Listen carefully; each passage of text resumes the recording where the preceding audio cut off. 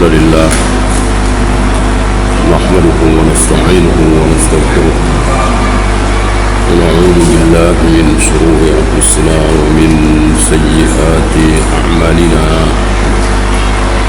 من يهده الله فلا مضل له ومن يضلل فلا هادي له أشهد أن لا إله إلا الله وحده لا شريك له وأشهد أن محمدا عبده ورسوله. Kita meneruskan pembahasan para sahabat cepat tanggap apabila muncul syubhat. Lihat contoh kemarin siapa? Ibnu Umar. Ibnu Umar cepat tanggap ketika muncul Ma'bad al-Juhani. Padahal jauh. Ibnu Umar di mana? Mekah, Madinah. Ma'bad al-Juhani di Basrah, Irak. Jauh. Komunikasi tidak selancar sekarang, tapi cepat, langsung. Begitu beliau dengar kesesatan Ma'bad al-Juhani, langsung lewat Yahya bin Ya'mar dan Humaid bin Abdurrahman langsung berpesan, disuruh menyampaikan kepada Ma'bad dan orang-orang kaum muslimin di Basrah, idza laqita haula, jika nanti engkau bertemu dengan mereka, fa akhbirhum, sampaikan kepada mereka, inni bari'um minhum, bahwa aku Ibnu Umar berlepas diri dari mereka. Lihat, ini kalimat besar, ini bukan kalimat main-main. Aku Ibnu Umar berlepas diri dari mereka dan mereka berlepas diri dariku. Ucapan Ibnu Umar. Siapa yang tidak kenal dengan Ibnu Umar? Sahabat Nabi, anak dari Umar bin Khattab, ya, yang sebagian sahabat mengusulkan Ibnu Umar menjadi salah satu khalifah.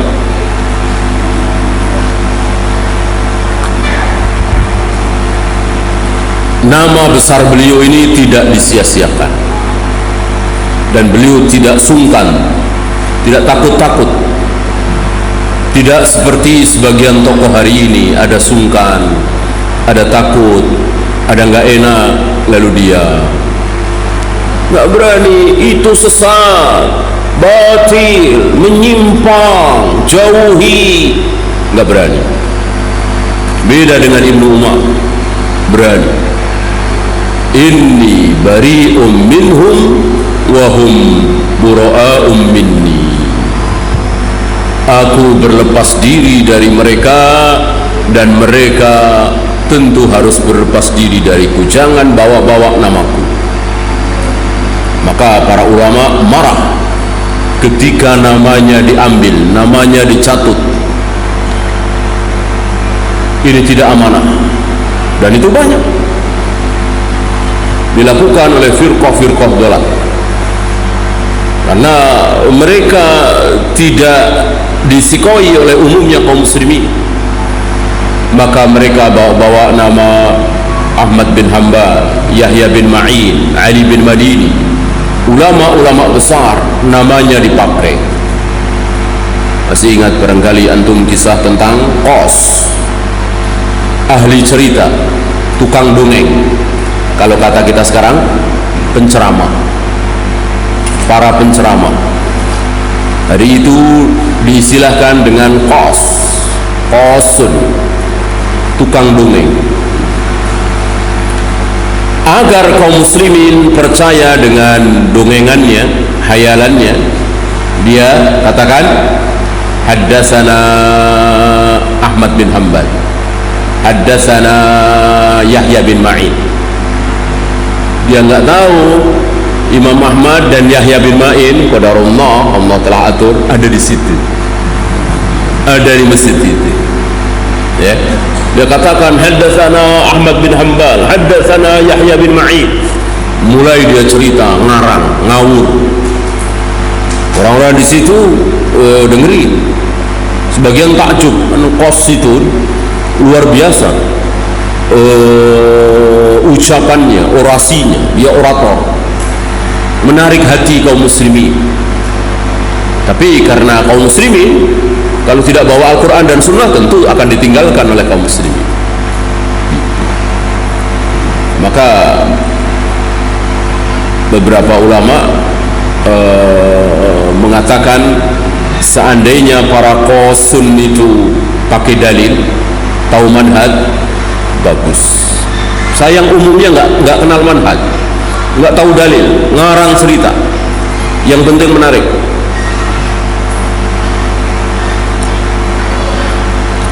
Selesai dia membawakan kisahnya, didatangi Ahmad bin Hanbal dengan Yahya bin Ma'in, ajak salaman, ya. Anda tahu siapa kami berdua? Nggak tahu, dia nggak tahu, ya, dia nggak tahu. Nama Yahya bin Ma'in, Ahmad bin Hanbal sudah kemana-mana, siapa yang nggak dengar? Sebagaimana hari ini walaupun tanpa media, nama Syahalbani, Syekh bin Baz, Utsaimin sampai ke pelosok-pelosok negeri, walaupun tanpa media. Antum pernah dengar nama Syahalbani lewat RCTI Indonesia? Ya, nggak ada. Tanpa media, Allah yang menyampaikan.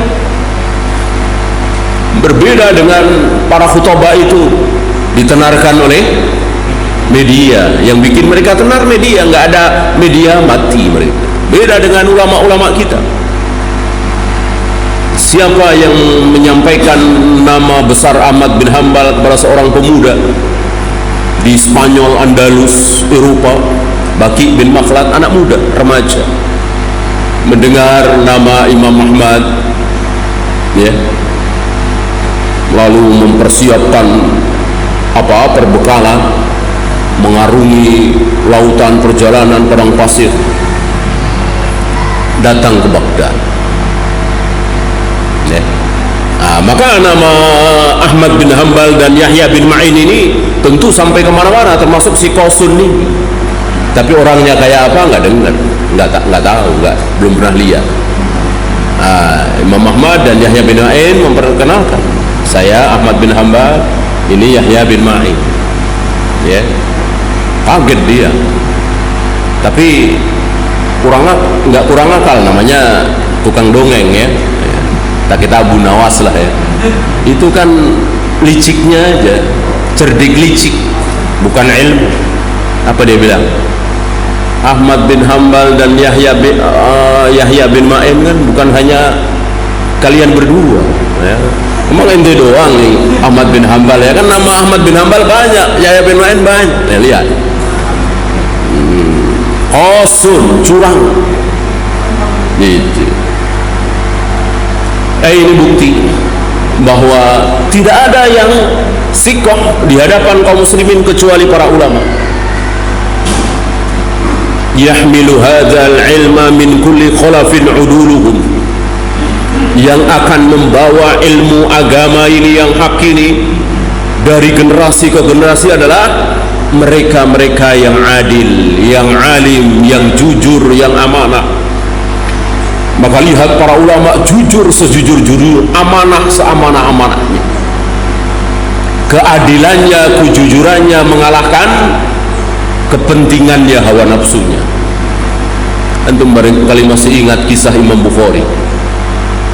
Menurut antum bagaimana perasaan Imam Bukhari terhadap Muhammad bin Yahya? Secara manusiawi kesal Imam Bukhari terhadap ulama besar Muhammad bin Yahya. Saya kira antum masih ingat kisahnya.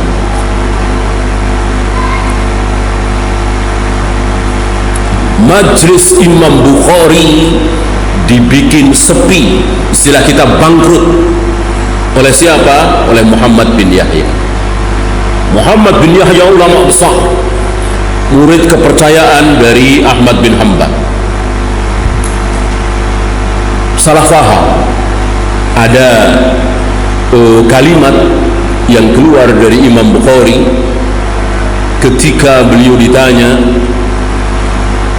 "Ya Syekh, lafaz-lafaz Al-Quran yang keluar dari mulut-mulut kita ini makhluk apa bukan?" Kan hari itu fitnah khalqul Quran luar biasa.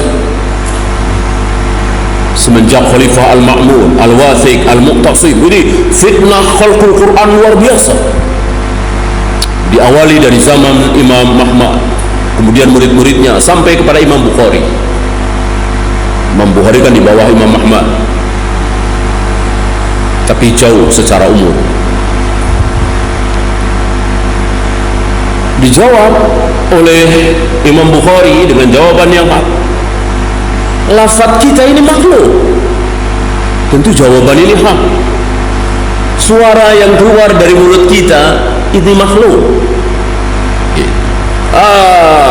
Jawaban ini disampaikan oleh sebagian murid Imam Bukhari, mulai jamaah yang ada di situ, termasuk muridnya Muhammad bin Yahya, ulama besar ini, jauh lebih senior dari Imam Bukhari, lebih tua, sampai ke Muhammad bin Yahya bahwa Bukhari mengatakan bahwa lafaz-lafaz Al-Quran itu makhluk.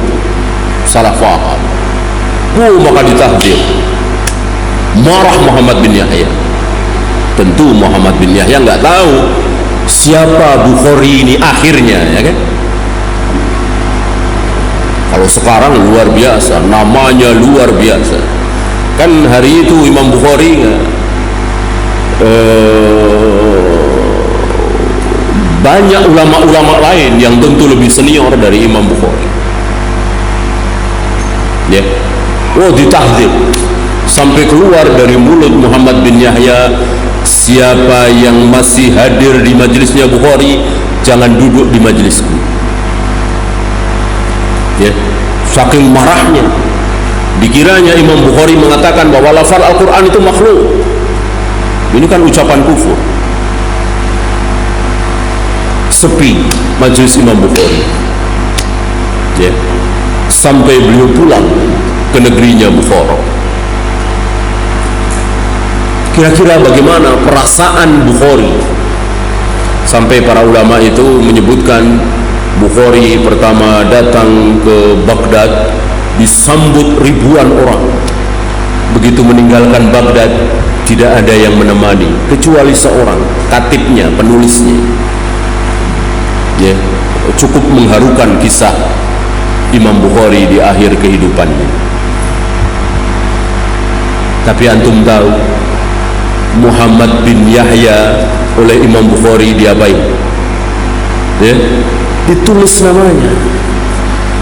Antum bisa lihat di Sahih Bukhari, Imam Bukhari mengatakan haddatsana Muhammad bin Yahya, haddatsana Muhammad bin Yahya. Kadang-kadang Muhammad saya. Ya. Ini keadilan orang yang berilmu, ulama. Padahal kan kesal. Kalau kita kan kesal ini. Imam Bukhari nggak kesal, ditulis. Imam Muslim yang kesal. Imam Muslim murid Bukhari kan membela. Maka di Sahih Muslim tidak ada nama Muhammad bin Yahya. Di Imam Bukhari, di Sahih Bukhari ada. Ini luar biasa. Dan ketika Muhammad bin Yahya mengatakan, siapa yang masih hadir di majelisnya Bukhari jangan duduk di majelisku. Kebetulan ada Imam Muslim di situ, langsung berdiri, langsung pergi. Pembelaan Imam Muslim kepada Imam Bukhari. Kan hari itu ulama luar biasa, ilmu itu terangkat, berkibar. Majelis sunnah berkibar, majelis bid'ah kecil. Tidak seperti hari ini. Ya. Dan itu diakui oleh Imam Ahmad setelah kedatangan Imam Syafi'i ke Baghdad. Ya. Sebelum Syafi'i datang ke Baghdad, ahli hadis merasa dikecilkan. Setelah Imam Syafi'i datang ke Baghdad, ahlul hadis berkibar, dibesarkan. Ya. Inilah para sahabat. cepat tanggap ketika muncul subhat, muncul aliran sesat, muncul bid'ah. Nah, maka mati.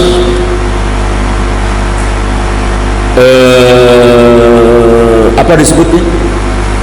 Aliran yang dibawa oleh Ma'bad al-Juhani ini oleh para ulama disebut aliran Qadariyah.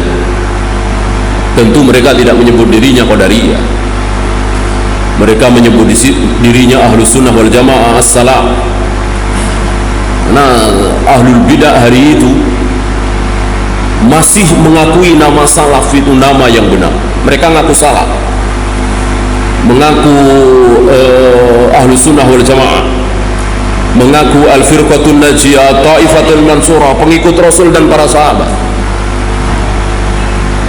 Hatu burhanakum in kuntum shadiqin, kata para ulama. Mana bukti? Mereka enggak punya bukti.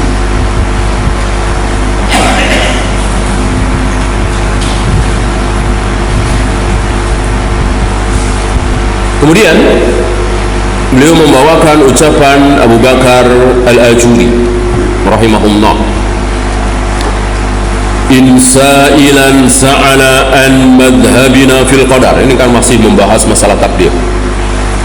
Jika ada orang yang bertanya kepada kami tentang takdir, fal jawabu fi dhalika qabla an nukhbirahu bi madhhabina. Sebelum kami jawab bagaimana sikap kami dalam masalah takdir, madhab kami dalam masalah takdir, anna nansahu lisail, kami nasihati dulu si penanya. Lihat, ini fikul waqi dari seorang ulama, faham keadaan masyarakat. Tidak seperti para tokoh hari ini yang tidak faham keadaan masyarakat. Lihat, sampai hati sebagian tokoh hari ini mengatakan dakwah tauhid sudah tidak perlu. Sekarang saatnya dakwah tentang ekonomi umat, tentang persatuan umat, tentang daulah Islamiyah. Dakwah tentang tauhid sudah berlalu masanya. Berarti tokoh ini tidak faham fikul waqi. Apa mereka enggak lihat atau pura-pura enggak lihat, pura-pura enggak tahu bagaimana saudara-saudara kita yang mengunjungi makam-makam keramat, tempat-tempat keramat, minta berkah kepada orang yang sudah mati, ziarah Wali Songo marak, ratusan bahkan ribuan bus. Mereka tidak faham dengan fikul waqi ternyata. Ya. Padahal mereka yang kerjanya baca Quran, baca majalah, ya, justru para ulama sekedar saja, tapi faham fikul waqi. Ya.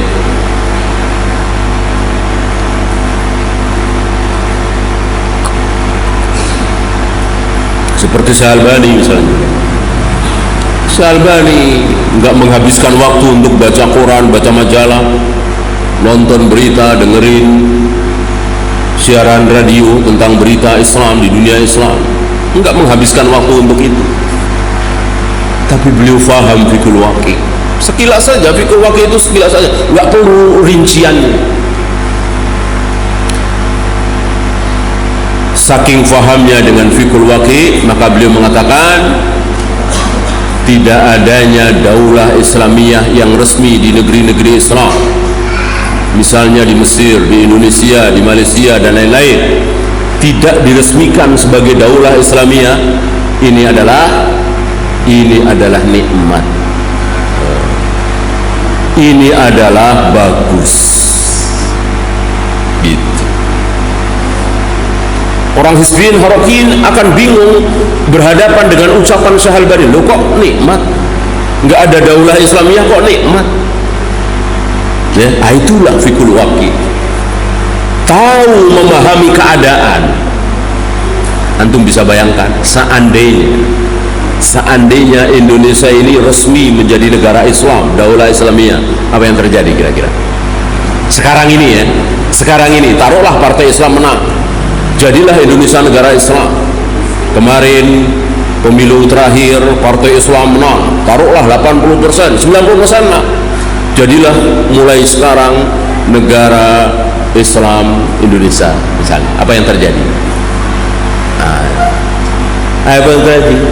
Bisa dibayangkan? Kira-kira apa yang terjadi? Satu, maulid wajib, tahlilan wajib. Ya kan Islam kan isinya maulid, tahlilan. Anak-anak SMP, anak SD masuk SMP wajib apal sholawat nariyah. Nah, lihat. Karena kan Islam. Ini nggak tertutup kemungkinan. Gitu.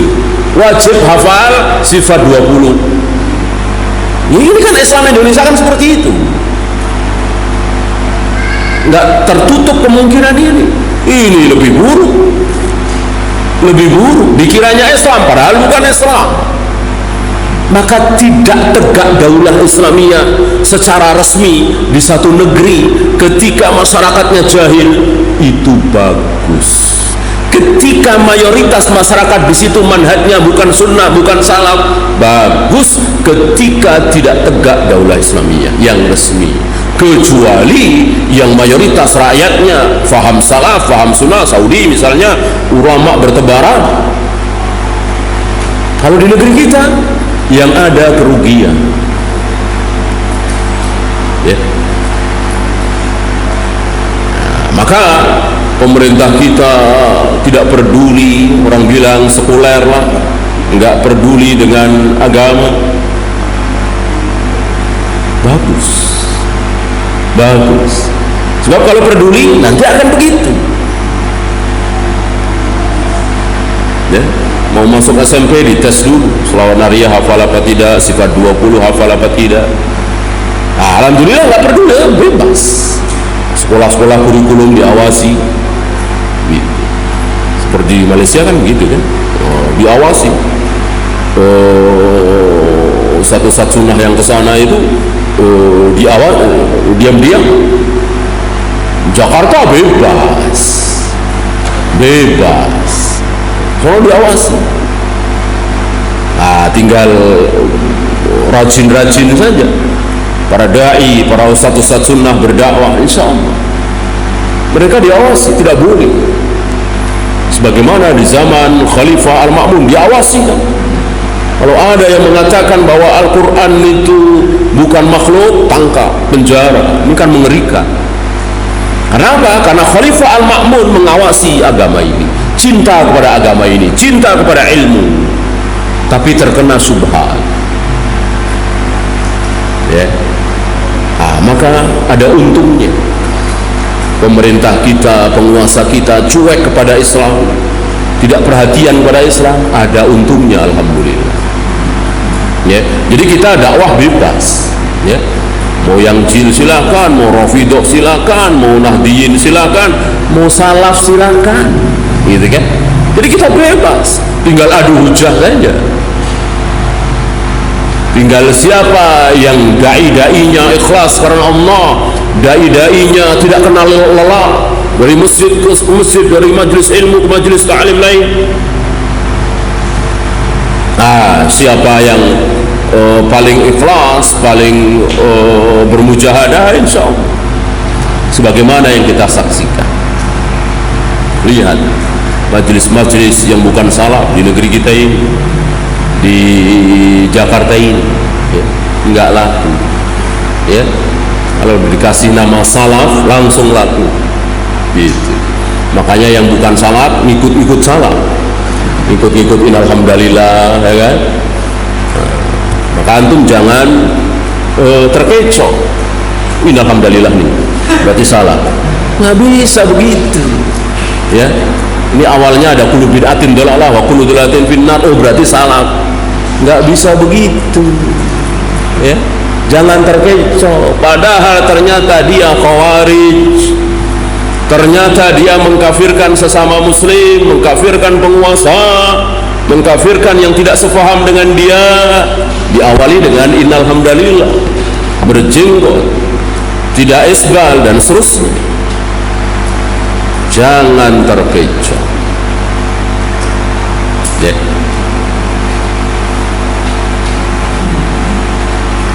Ustaz Jajid kan nggak usah taklim, sendal jepit kasih merek salam laris.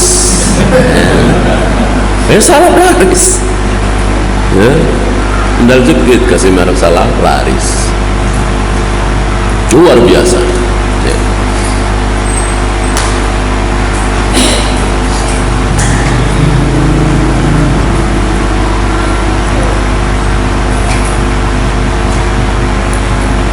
Wa nu'allimahu annahu la yahsunu bil muslimin at-tanfiru wal bahthu anil qadar. Kami nasihati dia, kami nasihati orang yang bertanya tentang takdir bahwa tidak baik membahas-bahas, berdalam-dalam membahas tentang takdir. Itu yang terjadi pada diri Ma'bad. Beda dengan para sahabat. Ya Rasul, apakah surga neraka kita sudah ditentukan oleh Allah? Rasul menjawab, ya, selesai. Hanya sedikit ucapan Umar, idzan nattakilu ila Allah. Kalau begitu ya Rasul, kita pasrah saja kepada Allah. Kan surga neraka kita sudah ditentukan, berarti kita tunggu saja, kita pasrah kepada Allah. Nabi menjawab, i'malu fa kullukum muyassarun lima khuliqa bihi. Beramalah, setiap kalian dimudahkan. Yang akan masuk surga Allah mudahkan beramal. Ahlul jannah, sholat mudah, ke masjid berjamaah mudah, bangun malam mudah, sedekah mudah, ringan. Nah, itu ciri-ciri orang yang Allah takdirkan masuk surga. Sebaliknya, yang sudah ditakdirkan oleh Allah masuk neraka dibikin mudah melakukan amalan-amalan ahli neraka. Ya, curi mudah, korupsi mudah, gampang. Ya, minum khamr mudah, berzina mudah, dimudahkan. Nggak sholat nggak diapa-apain oleh Allah, nggak puasa bisnisnya masih lancar, masih jalan, dibikin mudah. Nah, silakan mau yang mana? Kan mau sholat mau tidak kan terserah kita, mau puasa mau tidak terserah kita, mau korupsi mau tidak terserah kita. Diam Umar. Nabi bersabda seperti itu, diam Umar, nggak dibahas lagi. Bahkan Umar mengatakan, belum pernah kami semangat dalam beramal melebihi hari itu, melebihi semenjak hari itu. Semenjak Nabi mengatakan i'malu fa kullukum muyassarun, beramalah, setiap kalian dimudahkan, kami begitu semangat beramal. Lihat Umar, panutan kita, qudwah kita, uswah kita. Dalil diamalkan, keluar dari lisan Nabi kan dalil. Beda dengan Ma'bad, dibahas berdalam-dalam. Umar yakin apa yang disabdakan oleh Nabi, surga neraka kita sudah ditulis oleh Allah. Apakah si A masuk surga atau neraka? Allah telah tulis. Apakah si B akan masuk surga atau neraka? Allah sudah tulis. Si C ini akan masuk surga atau neraka? Allah sudah tulis. Dan itu urusan Allah, bukan urusan kita. Urusan kita beramal. Kalau ternyata kita terus beramal, berarti kita dimudahkan oleh Allah. Enak.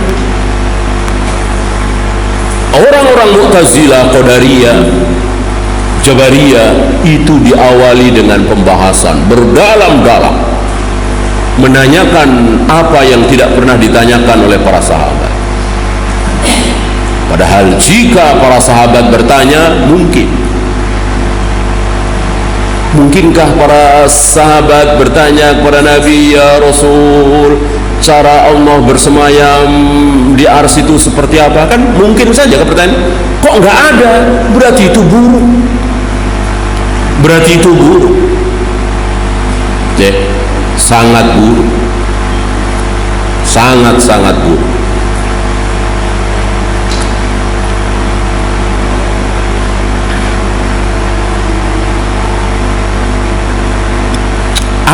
yang tidak ditanyakan oleh para sahabat dalam agama ini, terutama masalah yang gaib, sifat Allah, takdir dan seterusnya, maka jangan pernah ditanyakan. Berarti itu pertanyaan buruk, pertanyaan tidak baik. Li'annal qadara sirrun min sirrillah azza wa jalla. Takdir itu rahasia. Salah satu rahasia Allah adalah takdir. Rahasia, sangat rahasia. Siapa sangka Abu Sufyan masuk Islam? Gak ada yang sangka. Musuh besar Nabi, musuh bebuyutan Nabi, 3 perang besar memimpin pasukan kafir Quraisy untuk membunuh Nabi sallallahu alaihi wasallam. Gak ada yang sangka. Akhirnya masuk Islam.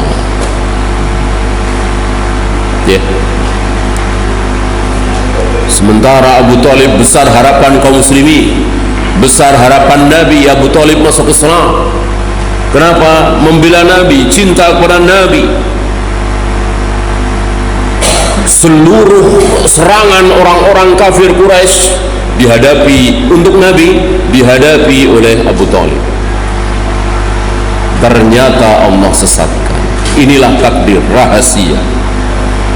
Sekira antum mengalami rahasia-rahasia takdir, ya, antum cari istri ke sana kemari, ke sana kemari, akhirnya dapat tetangga kenal dari kecil. Nah, yang ini kan banyak rahasia, dapat tetangga juga. Antum bilang, kau begini ngapain? Nyari ke Banten, nyari ke Demak, nyari ke Cirebon.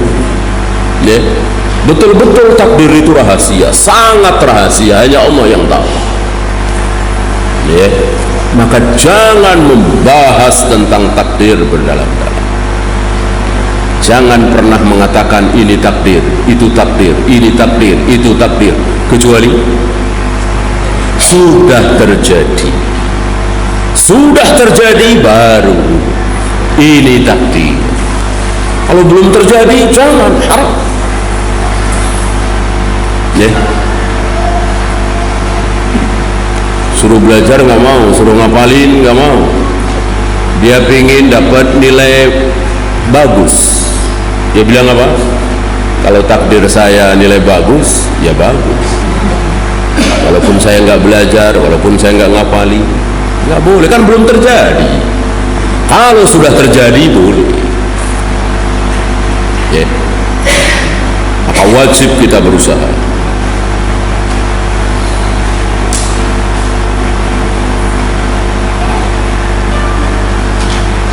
Iblis, apa enggak rahasia itu? Siapa sangka Iblis menjadi makhluk terkutuk, terlaknat, kekal di neraka selama-lamanya, masih hidup sudah dicap ahli neraka.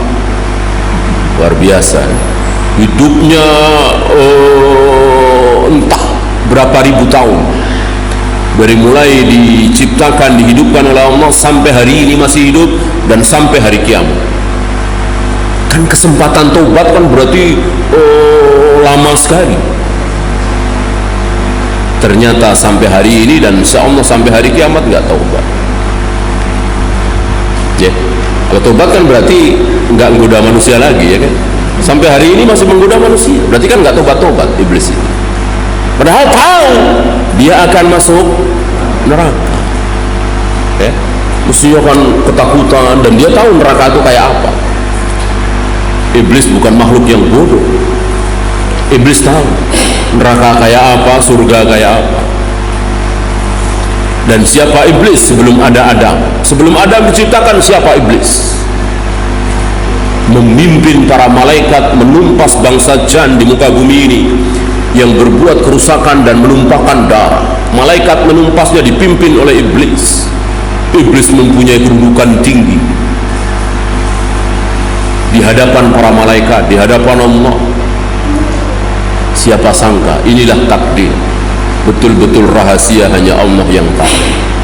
Maka melihat kenyataan ini, jangan pernah apa?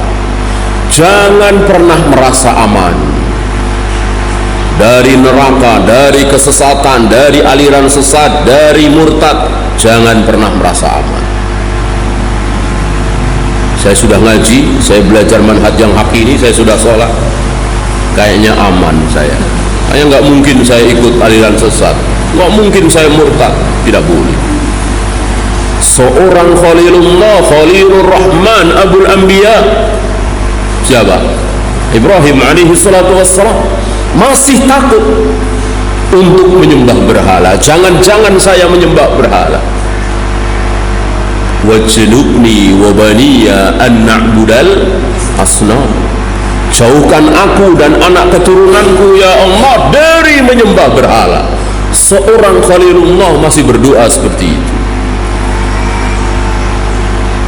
Barangkali kita tidak pernah berdoa seperti itu. Ya Allah, jangan sampai saya masuk Kristen, ya Allah.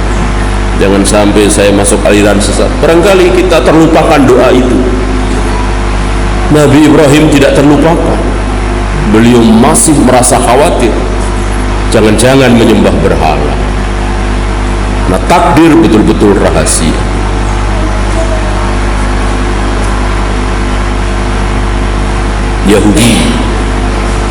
Yahudi Bani Israel, sebelum datang Nabi Muhammad SAW, sebelum beliau diutus, apa kata orang Yahudi kepada orang-orang Ansor di Madinah? Apa kata orang Yahudi Bani Israel? Sebentar lagi Allah akan mengutus Nabi terakhir. Kami akan bersama dia memerangi kalian, wahai orang-orang Ansor. Kami akan ditolong oleh Nabi terakhir utusan Allah untuk melawan kalian, wahai penduduk Madinah yang bukan Yahudi. Setelah Nabi diutus hijrah ke Madinah, keadaan berbalik. Yang bersama Nabi, yang beriman kepada Nabi justru orang-orang Ansor. Yahudi menjadi musuh. Apa enggak rahasia ini? Betul-betul takdir itu rahasia. Tepat ucapan beliau. Sirrun min asrarillah. Rahasia di antara rahasia-rahasia Allah. Balil imanu bima jarat bihil maqadir min khairin aw syarrin wajibun 'alal ibad. Maka beriman kepada takdir, apapun yang ditakdirkan oleh Allah, yang baik, yang buruk, wajib mengimani, wajib bagi para hamba. Jangan yang baik yang diyakini sebagai takdir, yang buruk bukan, atau sebaliknya, yang buruk dibilang takdir, yang baik tidak. Kan banyak dari kita mengatakan alhamdulillah, awalnya alhamdulillah, ini berkat kesungguhan saya, ini berkat keuletan saya mulai dari nol. Takdirnya di bawah. Ini qadar Allah, ini kehendak Allah, ini pertolongan Allah. Ini ada unsur kesombongan.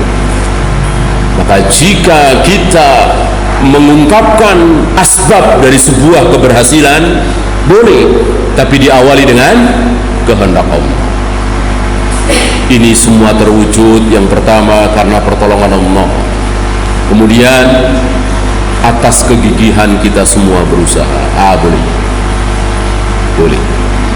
Berkat pertolongan Allah, izin Allah. Kemudian atas bantuan antum semua, kerja keras kita semua, alhamdulillah masjid ini berdiri, alhamdulillah pesantren ini berdiri. Begitu. Jangan menyombongkan diri dengan usaha.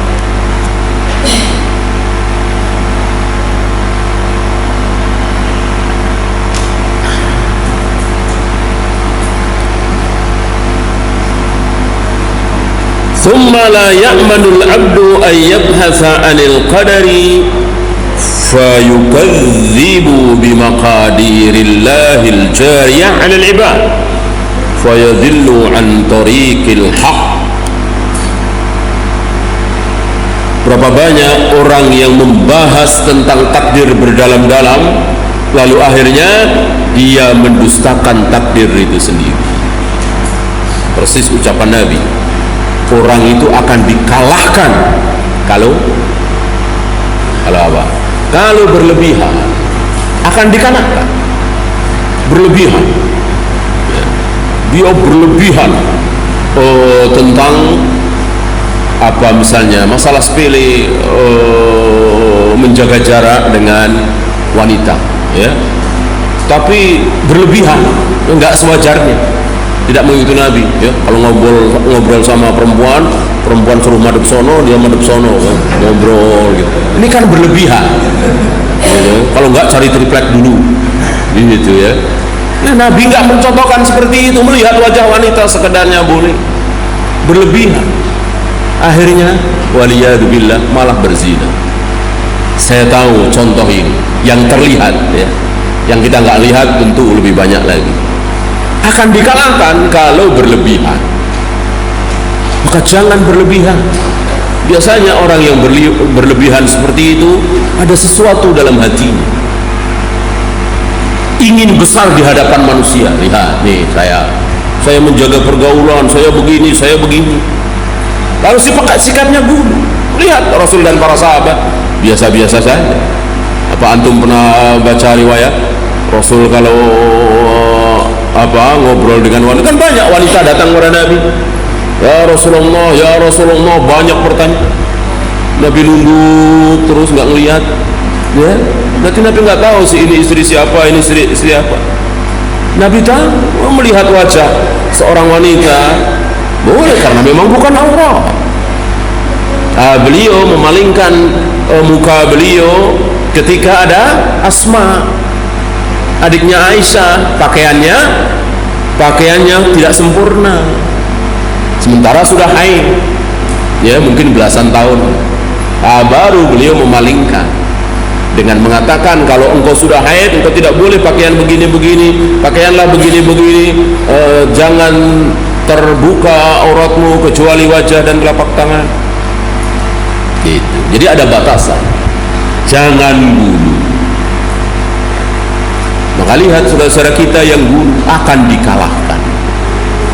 Dia gulu dalam masalah takdir, dia dikalahkan, akhirnya mendustakan takdir itu sendiri.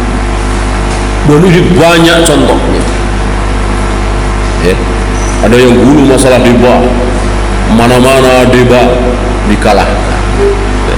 Asal majelis dia itu majelis debat, pokoknya asal majelis dia pasti bahas firqah dolah. Ini gulu.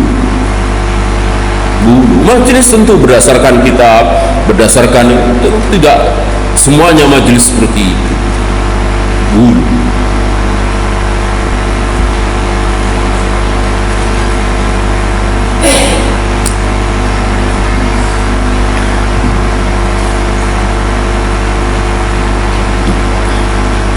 Kemudian beliau membawakan ucapan Muhammad bin Husain al-Ajuri. Tadi Abu Bakar al-Ajuri. Nama-nama seperti ini enggak masalah. Abu Bakar, Umar, Hasan, Husain, ini nama bagus semuanya. Pakai. Jangan pilah-pilah nama sahabat. Jangan seperti Rafidah. Ya. Rafidah tidak suka nama-nama seperti Abu Bakar, Umar, apalagi Aisyah. Mereka lupa ternyata anak-anak Ali bin Abi Thalib, kan mereka sukanya nama Ali, Hasan, Husain, Fatimah. Mereka lupa ternyata di antara nama-nama anaknya Ali bin Abi Thalib siapa? Umar. Ini tamparan keras bagi mereka. ولولا أن الصحابة رضي الله عنهم لما بلغهم عن قوم ضلال شردوا عن طريق الحق وكذبوا بالقدر فردوا عليهم قولهم. Para sahabat, sebagaimana kita bahas di awal tadi, ketika sampai kepada mereka munculnya aliran sesat, bid'ah, syubhat, langsung mereka mengambil sikap, langsung mereka cepat. Ketika ada orang yang mendustakan takdir, faraddu alaihim qaulahum, cepat. Contoh besarnya adalah Ibnu Umar. Dan ini diawali oleh Ibnu Umar, bukan orang pertama. Ibnu Umar bukan orang pertama. Orang pertama siapa? Ali bin Abi Thalib. Ali bin Abi Thalib.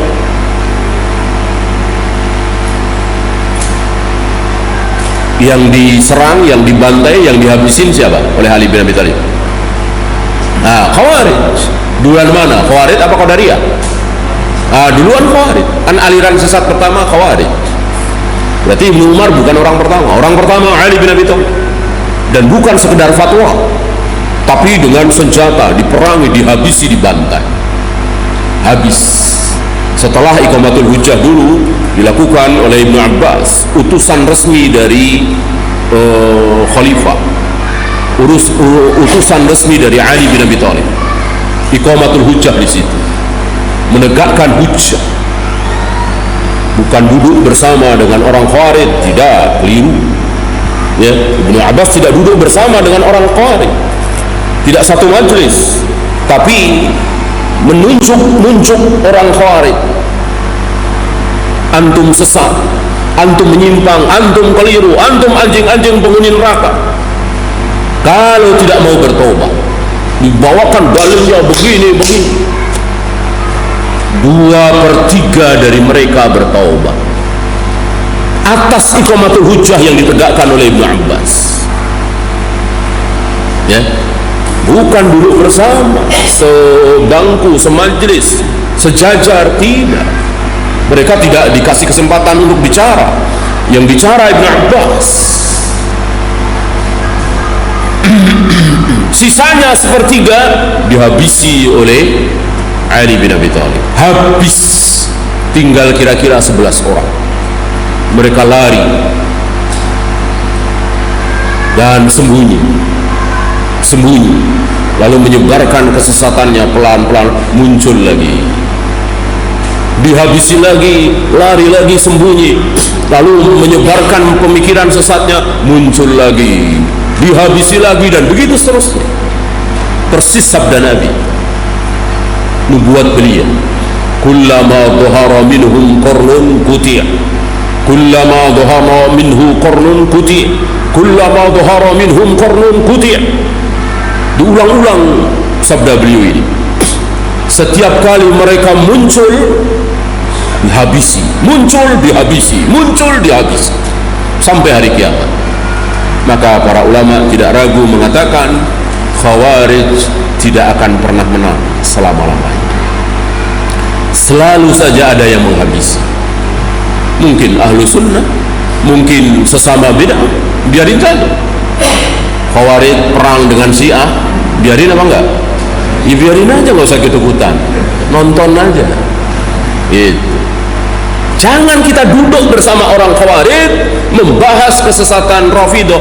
Ini salah besar, ini keliru, ini tidak pernah dicontohkan oleh para sahabat. Nggak ada para sahabat seperti itu duduk bersama orang-orang Khawarij membahas kesesatan Rafidhah, duduk bersama Rafidhah membahas kesesatan Khawarij. Tidak ada, merendahkan ilmu ini namanya. Kalau ngadu domba ya silakan, jangan duduk bersama ya. Nah, biarkan mereka berantem sendiri, kita jangan ikut-ikutan ya, rugi.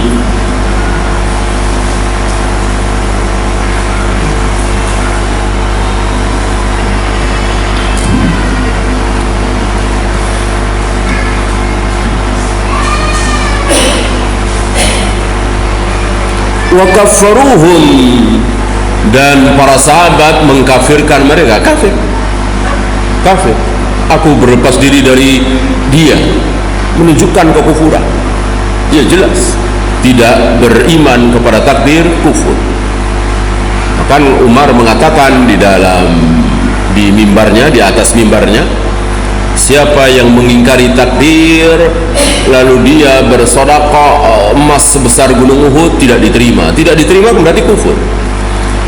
Sampai dia beriman kepada takdir, sampai dia bertobat. Orang kafir kan amalnya tidak diterima.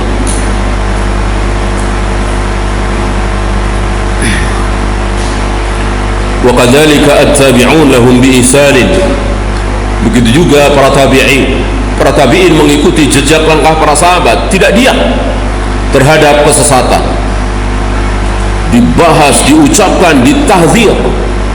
Jangan sampai kaum muslimin mengikuti kesesatan. Sabbu man takallama bil qadar wa kadzdzaba bihi. Para tabi'in mencela orang-orang yang berbicara tentang takdir berdalam-dalam. Disebut sampai zaman Imam Ahmad bersama dengan murid-muridnya, sampai zaman Imam Bukhari, zaman Syekhul Islam Ibn Taimiyah, terus bersama murid-muridnya sampai hari ini. Tahdzir itu terus ada, memperingatkan kaum muslimin untuk tidak mengikuti firqah-firqah dhalal itu. Mereka salah faham. Sebagian orang-orang awam salah faham. Kenapa malah menjelek-jelekkan sesama muslim? Kenapa enggak menjelek-jelekkan orang Kristen, orang Buddha, orang Hindu? Ya, lemah sekali hujahnya. Apakah Kristen ada subhatnya? Buddha, Hindu ada subhatnya? Ya jelas itu batil semua. Ada orang pendeta ngomong di hadapan kita, bahaya nggak? Kebetulan kita berhadapan dengan pendeta atau pastor. Kita nggak, dia ngomong tentang agama, bahaya nggak kira-kira begitu? Nggak bahaya. Kenapa? Ya mau ngomong apa kita nggak percaya, ya kan? Nah, coba orang-orang awam diceramai sama pastor, nggak bahaya. Ya, bapak pastor Kristen, saya kan Islam. Ya udah, sono masih nggak bahaya. Yang bahaya itu kalau yang ngomong ustadz, kiai, tapi isinya batil. Bid'ah dibilang sunnah, syirik dibilang tauhid, ini yang bahaya. Kalau pendeta, pastor, nggak bahaya. Mau ngomong apa nggak akan mempan itu sebenarnya, karena memang sudah ada jarak. Maka beruntunglah kita yang memang sudah antipati dengan firqah-firqah dhalal. Mau ngomong apa kita nggak dengar. Ini beruntung. Kita hanya dengar dari orang-orang yang bermanhaj salaf, yang ilmunya sunnah.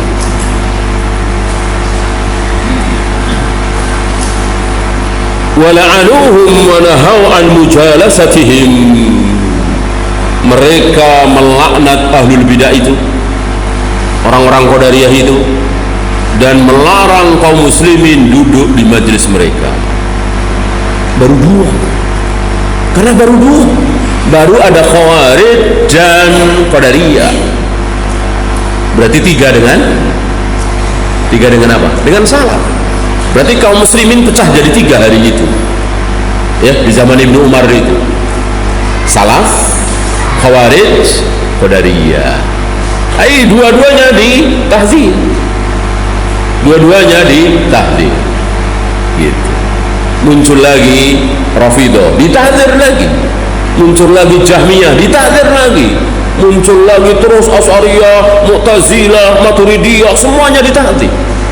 Nah, sekarang tentu berat karena banyak yang ditahdzir. Maka kesannya mau menang sendiri, eksklusif, merasa benar sendiri. Padahal ini kan sahabat. Hanya sahabat yang ditahdzir dua, kemudian tiga, kemudian empat. Kan empat itu firqah dhalal yang ada di zaman sahabat. Ya. Maka firqah-firqah yang 72 ini berpulang kepada yang empat itu. Ya. Adapun kita kan mungkin sudah puluhan, mungkin sudah 70, mungkin sudah 72. Bagaimana? Apakah harus ditahdzir semua? Ya iya. Ya. Nah, tidak bisa kita berbicara yang hak saja tanpa berbicara yang batil. Yang hak kita bahas, yang batil kita bahas. Agar apa? Agar kita selamat dari kebatilan itu.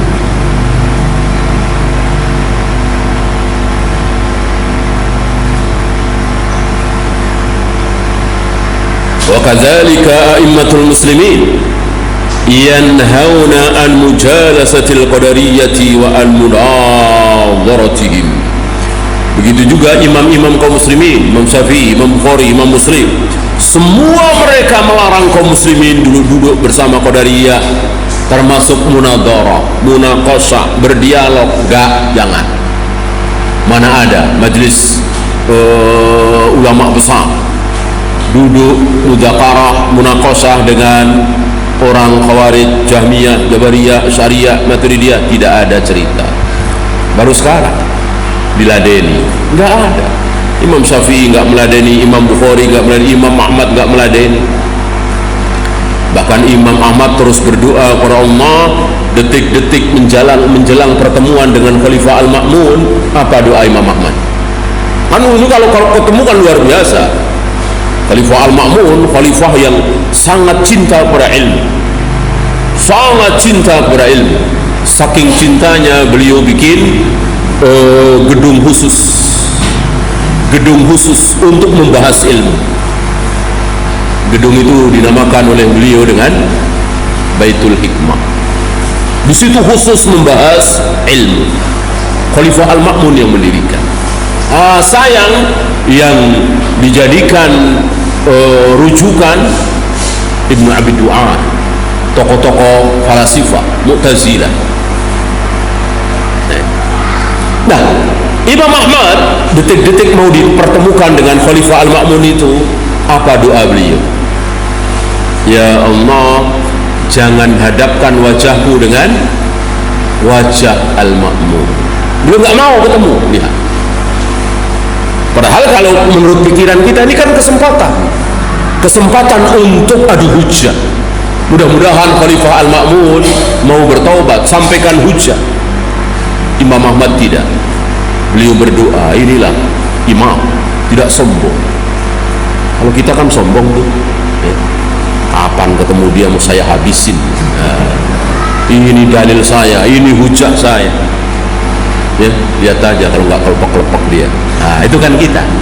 Walaupun dalam hati ujub, dalil saya ini. Gak tanya malah kita yang kelepek-kelepek ya. Nah, karena debat itu perlu ketenangan, perlu ilmu khusus, ya.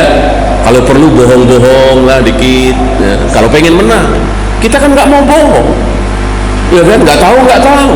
Kalau ahlu bidah nggak takut bohong. Maka jangan sangka kalau kita berdebat itu pasti menang. Walaupun dia ahlul bidah dan dia pintar bicaranya. Imam Ahmad suudzon terhadap diri. Kalau kita kan terlalu husnudzon sama diri kita. Saya insya Allah kuat lah. Insya Allah kalau saya diberi jabatan ini, insya Allah lah amanah lah. Sama orang lain suudzon. Siapa ini yang jadi ketua? Si Fulan. Alah, si Fulan. Bisa apa sih dia? Suudzon sama orang lain. Walaupun dalam hati terhadap diri terlalu husnudzon. Imam Ahmad tidak, justru suudzon terhadap dirinya sendiri. Dan ini sunnah. Mana dalil? Suudzon terhadap diri sendiri itu sunnah. Nabi Muhammad SAW ketika beliau berkomentar tentang kisah Nabi siapa? Nabi Yusuf. Ketika Nabi Yusuf di penjara, didatangi utusan raja, dipersilahkan untuk keluar dari penjara. Apa jawab Nabi Yusuf? Saya nggak mau keluar. Saya nggak mau keluar dari penjara sebelum fitnah itu dibereskan. Kan beliau dimasukkan ke penjara karena fitnah wanita itu kan, difitnah.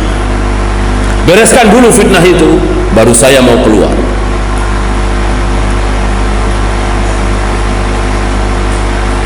Apa kata Rasulullah mengomentari kisah Nabi Yusuf ini? Apa? Masih ingat? Kalau aku yang jadi Nabi Yusuf, maka aku akan keluar. Lihat, kan gak enak di penjara. Kalau aku yang jadi Nabi Yusuf, aku keluar, mungkin aku sudah keluar. Aku nggak kuat. Betapa kuatnya Nabi Yusuf mau masih mendekam di penjara. Berarti kan beliau suudzon terhadap dirinya. Beliau husnudzon kepada Nabi Yusuf, memuji Nabi Yusuf.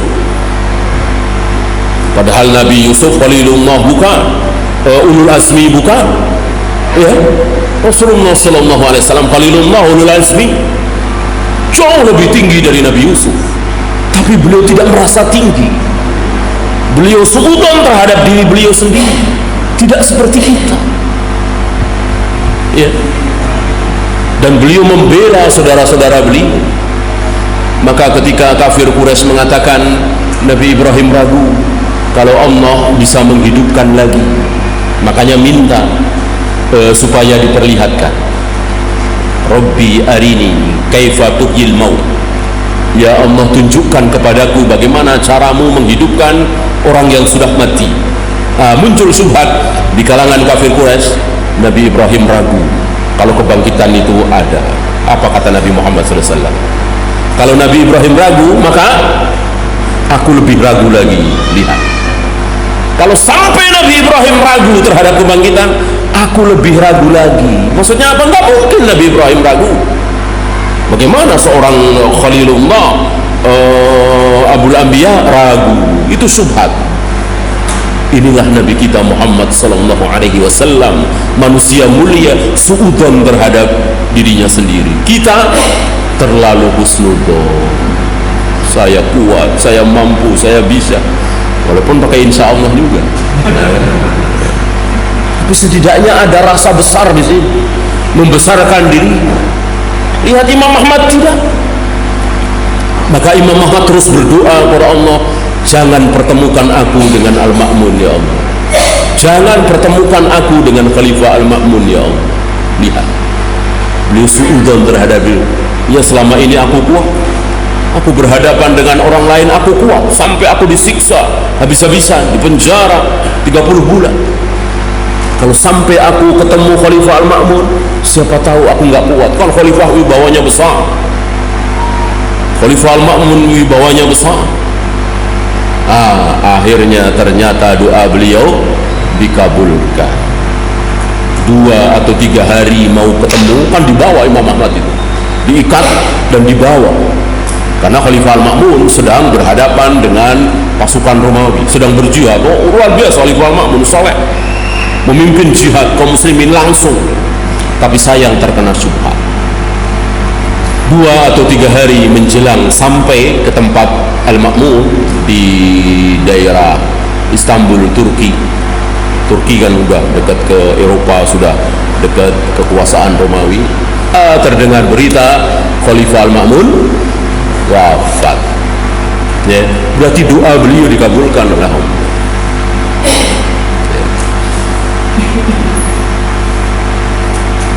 Dan bersyukur beliau, ya, bersyukur beliau tidak dipertemukan dengan Khalifah Al-Ma'mun, ya. Kalau kita mungkin ya mati, nggak jadi dah iqamatul hujjah, nggak jadi menunjukkan kebolehan saya. Itulah kita. Imam Ahmad tidak.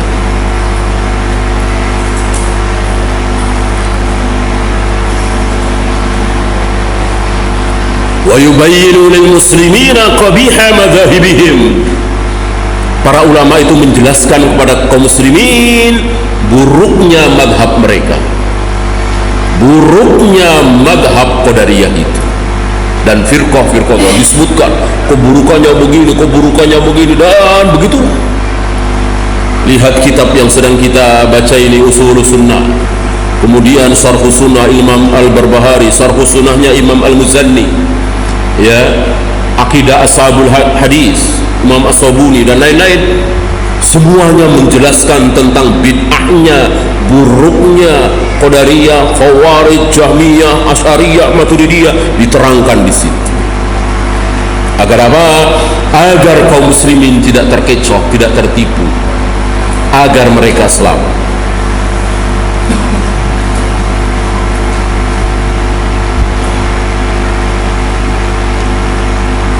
فلولا أن هؤلاء ردوا على القدرية لم يسأ من بعدهم الكلام على القدر.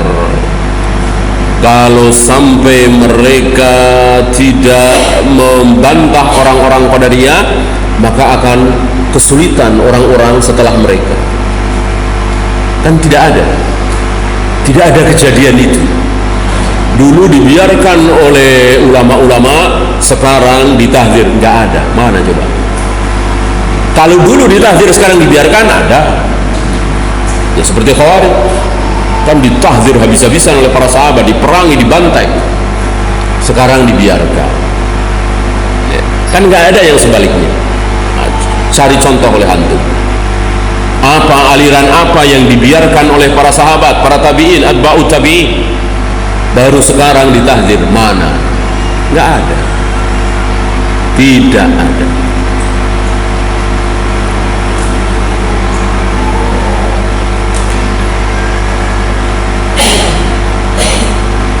Bahkan sebelum muncul sudah apa? Di zaman Nabi, sebelum muncul sudah ditahdir. Nabi mentahdir orang-orang Khawarij itu. Orang-orang Khawarij sudah pada muncul belum? Belum pada lahir. Kalau sudah lahir, sudah gede, ya sahabat namanya, kan ketemu Nabi. Belum pada lahir mereka. Sudah ditahdir oleh Nabi, sudah dibahas oleh Nabi. Kaum muslimin sudah diperingatkan oleh Nabi untuk menjauhi mereka, untuk membasmi mereka, untuk membunuh mereka. Bahkan kalimatnya jelas, membunuh mereka adalah pahala besar. Maka Ali bin Abi Thalib tidak ragu-ragu, dihabisi mereka, dibantai mereka oleh Ali bin Abi Thalib.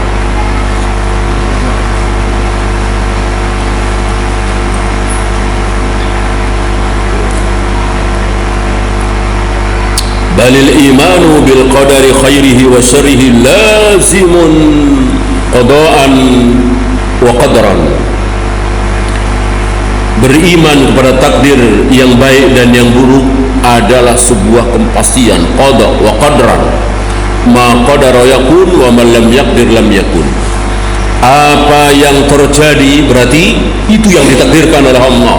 Apa yang tidak terjadi berarti itu tidak ditakdirkan oleh Allah. Ya, semakna dengan ucapan Nabi, apa yang menjadi bagianmu tidak akan luput. Apa yang luput dari tanganmu itu berarti bukan bagian. Ya, tinggal selangkah lagi, tinggal satu tanda tangan lagi. Itu pun tanda tangan formalitas saja. Ya, seandainya tidak tanda tangan juga nggak masalah. Gagal. Adakah? Banyak.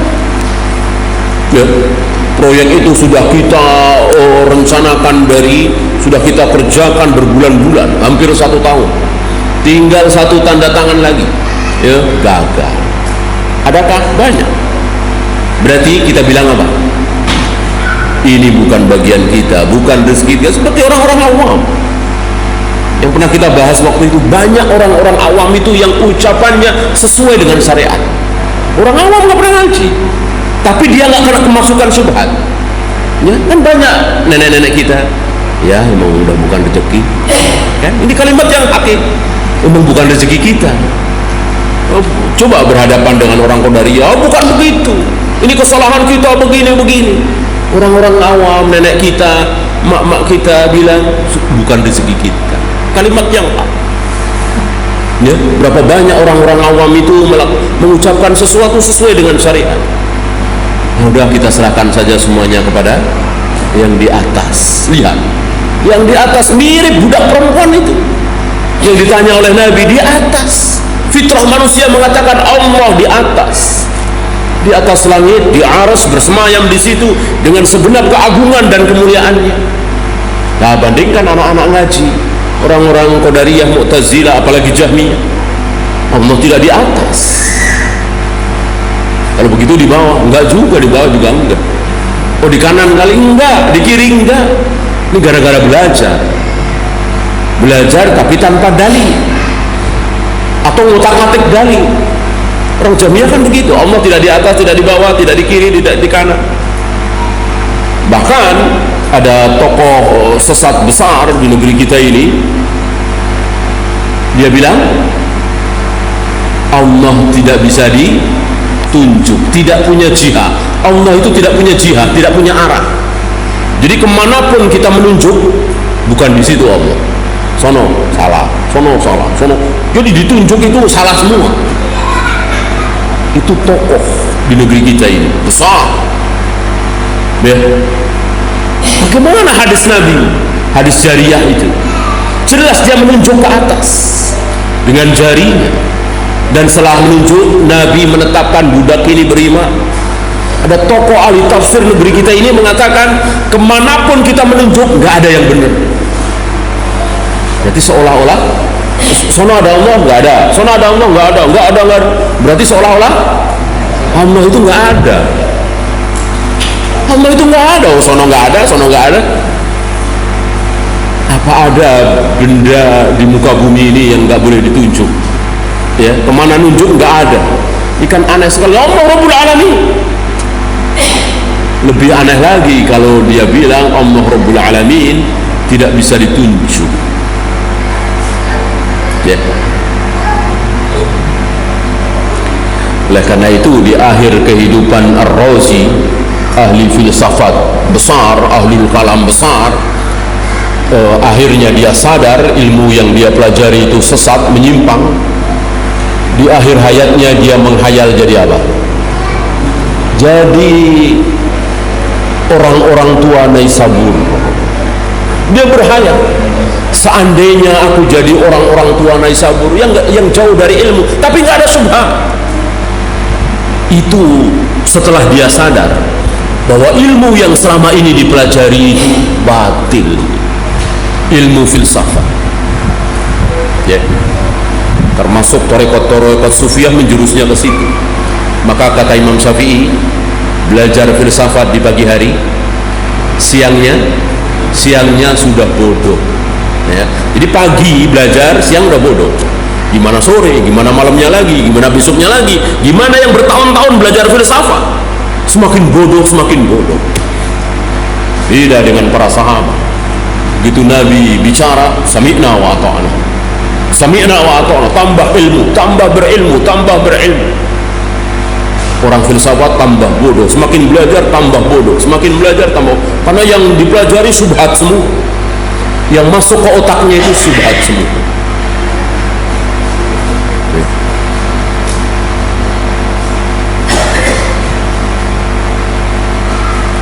فإذا عمل العبد بطاعة الله عز وجل فعلم أنها بتوفيق الله.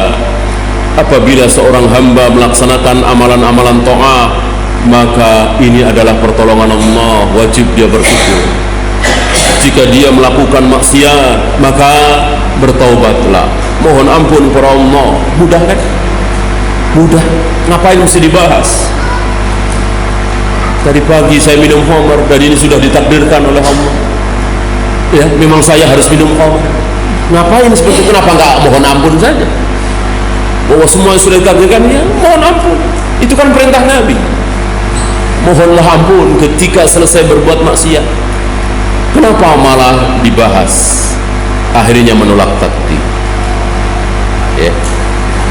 Wallahu ta'ala. Ya, kita lanjutkan dengan soal jawab. Ada pertanyaan?